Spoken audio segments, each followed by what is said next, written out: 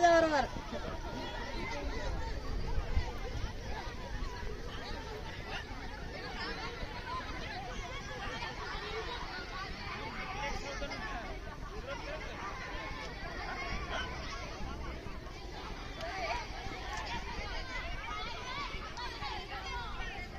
चला बरोबर लवकर.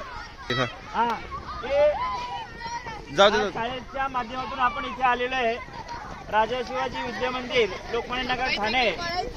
काल आपण या बळीराम रिसॉर्ट या ठिकाणी आलेलो आहे आणि आज आपण व्यायामाला सुरुवात केलेली आहे आणि व्यायाम करत करत योगासने झालेली आहेत.